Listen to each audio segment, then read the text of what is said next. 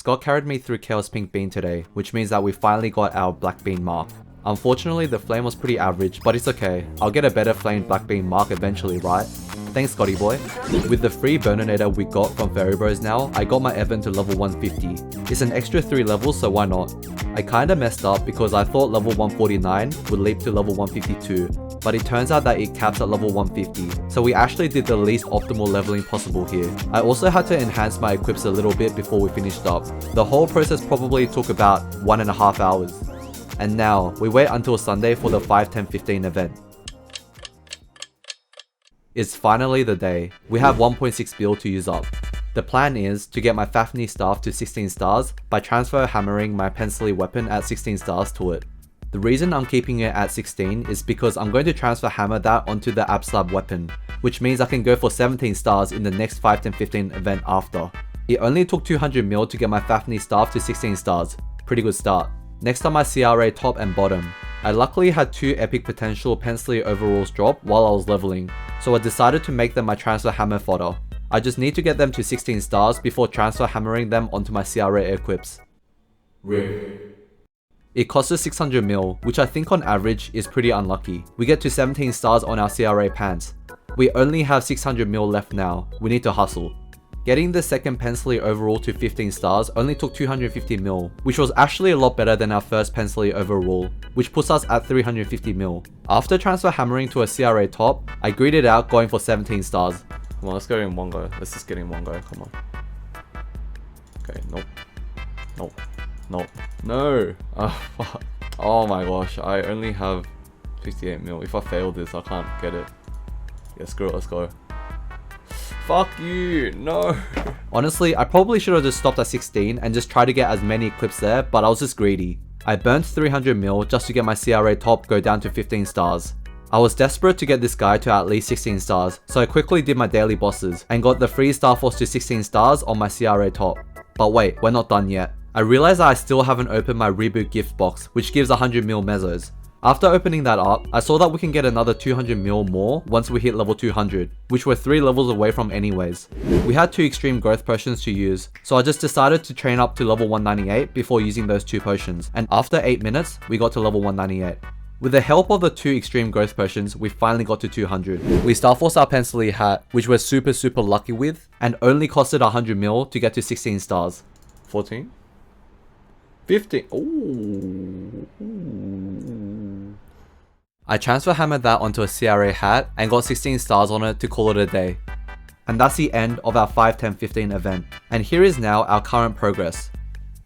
With the 5, 10, 15 event, we got a 16 star Fafnir staff, 17 star CRA pants, 16 star CRA top, and 16 star CRA hat. I fixed up the potentials on these equips as well, so most of my equips have 3 or 6% int, which is alright for now I think. The next step will be to try get these guys up to epic potential and at 6% int on average.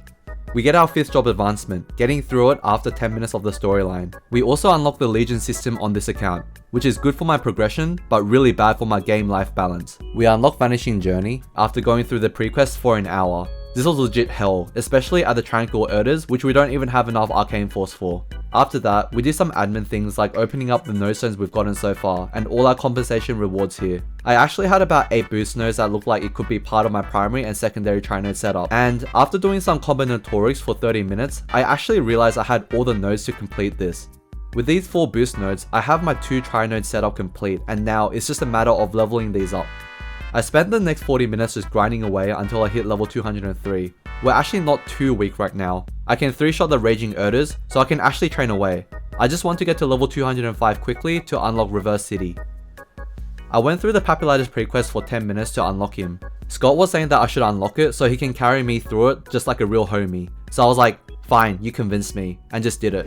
Anyways, back to the grind baby. I trained for 30 minutes to level 204 in Raging Erders before realizing that Stone Erders are actually a bit better to train right now, so I moved there and got to level 205 after an hour. We can do the Reverse City pre-quest. This was pretty bad, not gonna lie. It took 1 hour to unlock, with the final boss literally taking 5 minutes to kill. And now, this means we can get 16 Vanishing Journey symbols a day instead of 8. And I found a really good training map for bishops here. It took 30 minutes for me to get from level 206 to level 207. Look how easy this map is for bishops, it's pretty ridiculous. I'm gonna stay here till level 210 for sure. I turned myself into a grasshopper and went to sleep. I'm starting to get a feel for the dailies for me to progress. Monster Park, Maple Tour, Ursus, Daily Bosses, and Arcane Symbol dailies. That's basically the core dailies I'm doing every day to get some mezzos and to progress easier. Today was a pretty interesting day, where I actually did a lot of catch-ups with things I probably should have done much earlier. See, I've been trying to rush and focus on leveling so much that I've completely neglected to do any real enhancements on my stats and equips until now. With the arcane symbol requirements and the feeling that I'm actually starting to get damage capped against the monsters to train against, I decided it was time to pause and quickly get everything up to scratch. So first, I decided to roll my inner ability, because I basically had the most useless inner ability possible. Seeing how much my damage depended so much on Infinity's uptime, I wanted to get at least an epic potential line for buff duration, so I kept on rolling until I accidentally reached unique. Holy crap, 37% buff duration and 8% mezzo obtained? This is probably the most ideal lines I could have gotten with the amount of honor EXP I had. The mezzo obtained will help me get a bit more mezzos while hunting, and 37% buff duration is actually so much at this point in the game for me. We take these Ws. A lot of my equips still only had 2 lines of potential without any relevant stat, so I decided to work on them now. I bought some stamps from the potion shop to get 3 lines on all my equips. I also finally star forced most of my equips to 10 stars. I don't think I have enough mezzos to push for more, so I just decided to park them at 10 stars for now. I also unlocked my pendant slot for 15 days by paying 15 mil. It's pretty neat that in Reboot we can just buy these from NPCs. In the regular servers, you'll need to purchase them for 3000 reward points in the cash shop. And now I'm sitting on 4.4k int, which isn't half bad. With the 1 cube I got from Fairy Bros, I just chucked it on my secondary weapon and somehow managed to tier it up to unique. So I went all in on bright cubes from the cash shop to try tier up my secondary to legendary for some more magic attack lines. In hindsight, this is a really stupid idea. I probably should have just gone for the glowing cubes and just settled for 9% magic attack, instead of trying to get something good or even just using those cubes on something else like my emblem, since I'm not even using these secondary weapons in the long term, but whatever. I used the bright cubes and got a whopping 9% magic attack line. Yay! I'm so fucking stupid. I trained a bit more at the T-Boy research train with my new equips for like 10 minutes and got like 25% EXP. That is a pretty insane rate. I actually did my vanishing journey daily in the middle before coming back to research train and leveling up to level 208. Yeah boy, we're breezing through the early game. I spent about 2 hours just training after, finally going from level 208 to 210. I really want to rush to level 220 as soon as I can, so that I can get hard lucid carry from Scott and Dave, so I guess that was my motivation. I had quite a lot of EXP coupons because Nexon kept giving us compensation for breaking the game, so that was pretty nice. The extra damage from my equips also helped, and I actually felt like I was playing this game now. Before, it legit just felt like slave labor. Oh yeah, and also this happened. I casually just saw a heartstone in the middle of my map while I was level 208. So I was like, sure, let's go harvest it. And it dropped a primal essence. Okay guys, so this is why you should harvest everything you see on the fields. But anyways, now that I hit level 210, I took this time to open up all the notions I've gotten from grinding this whole time, and putting skill points into my 5th job. To be honest, the active 5th job skills for bishops seem mostly for party play, so I just put all the skill points into boost nodes to just increase the damage from Angel Ray and Big Bang. No stones seem really scarce in Reboot, which is interesting because it was basically free in regular servers. You could literally buy them from the auction house for like 700k mezzos. I was feeding my boss mills over 1000 no stones just casually for cost effective gearing. But yeah, I'm not too worried about no stones, it'll come over time as I get more job gear and farm more. I did the pre-quest to unlock Choo Choo Islands, our second arcane symbol area.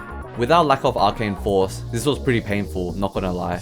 Dave popped by to take me on my first ever Hungry Muto PQ run, and we got to start at level 2 Choo Choo symbols because of that, so that was nice. I also received the arcane symbol selectors from the Grasshopper event and put them all into Choo Choo symbols. I was hoping to use them on Loshaline, which is probably the hardest symbol to max for a completely new player, but my only aim right now was to reach Loshaline anyways to start getting carried for hard lucid. So I decided it was probably better to just do this now. I can get 16 Vanishing Journey symbols a day and only 8 Choo Choo symbols a day without the PQs, which is why I decided to put it all into Choo Choo symbols. I leveled up to 211 while doing the Choo Choo daily quest, and just trained for 20 minutes in Slopey Forest Steps. I could definitely feel the damage gate from progressing further. I was literally 3-shotting these monsters with Infinity, and all of my 5th job buffs on, and like 7-shotting without. With all of this, I decided to try Q for something more. I made the dumb decision of cubing my Horntail necklace. I think my rationale back then was that I needed to get started with drop and mezzo gear early on to start farming. But what I forgot to realize was that you can't even farm without damage. The correct answer would have been to cube the weapon, emblem, or secondary. But anyways, we all-in'd with all the measures we had and didn't get anything either way, so rip me. Well, since that didn't work out, I used the Eternal Flames that we got from compensation to try get some better flames on the CRAs to try boost my damage a bit more, and got absolutely nothing. Great, negative gains. Princess No was also another boss I needed to do a pre-quest for, so that I could farm the Kana's treasure at level 140 ring. Explorer mages use shields, so I didn't really need the secondary weapon from her, but that's something else that other people should consider getting for their mains. But we managed to complete it after 30 minutes. And now 2 more left. Guardian Slime, which only took 8 minutes. This is for the Guardian Slime ring from him, so he's pretty important to unlock. And finally, Akechi. Akechi doesn't actually give anything too useful, but I guess you can get a nice chunk of measures from him. Akechi took a bit of time, about 20 minutes to unlock, so it probably wasn't something I had to do at the moment. Today, I decided to try cube some of my gear to epic for more damage, and got absolutely nothing. Fuck. I also got to level 212 today, while doing daily arcane symbol quests. These quests actually give a pretty substantial chunk of EXP. I remember back in my days, there used to be absolutely no EXP rewards from doing this, so this was a pretty nice change. And now, the great grind begins. I trained for about 2 hours at Slopey Forest Depths, and managed to go from level 212 to 215. This grind wasn't difficult at all. I was 3-shotting without Infinity and almost 1-shotting with Infinity on, so I was motivated to train up. And with that, we're now sitting on level 215, and after doing some cubing, we've broken the 5k int mark.